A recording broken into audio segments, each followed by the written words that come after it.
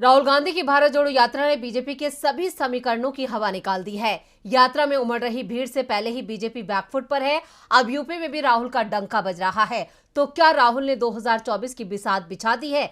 पश्चिम UP में भारत जोड़ो यात्रा के दूसरे दिन राहुल गांधी ने बागपत में ऐसी बात कही जिससे मोदी सरकार की बेचैनी और बढ़ सकती है। तो क्या कह गए राहुल गांधी, देखते हैं ये रिपोर्ट। पश्चिमी यूपी में भारत जोड़ो यात्रा के दूसरे दिन राहुल गांधी ने बुधवार को बागपत में ऐसी बात कह दी जिससे सरकार की नींदें उड़ गई हैं। उन्होंने बताया कि कैसा है मोदी सरकार का न्यू इंडिया। पूरे दिन चलने के बाद शाम 6 बजे के करीब बड़ौद के छपरोली चौराहे पर सभा को संबोधित करते हुए राहुल गांधी ने लोगों के स्नेह और अपने ऊपर बरसाए गए प्यार के लिए उनको धन्यवाद दिया।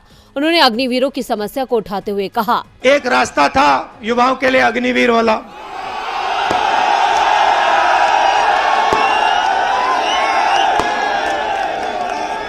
उसमें क्या था, सुबह युवा उठते थे, 4 बजे उठते थे, दौड़ते थे।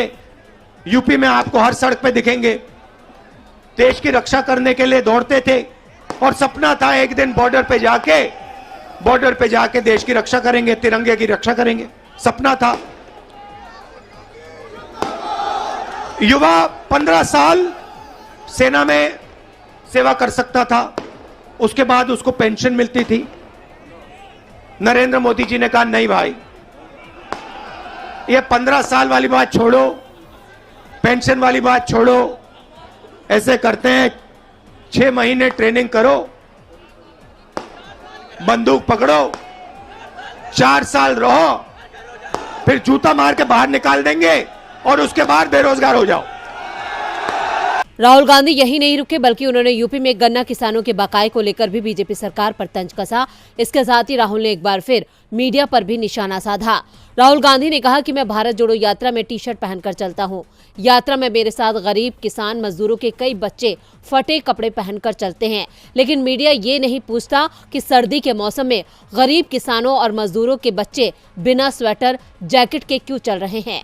मेरी टी-शर्ट पर सवाल असली मुद्दा नहीं है, लेकिन भारत के बच्चों, किसानों और मजदूरों का सर्दियों में बिना गर्म कपड़ों के घूमना असली मुद्दा है। यूपी में भी राहुल की यात्रा की खूब चर्चा हो रही है।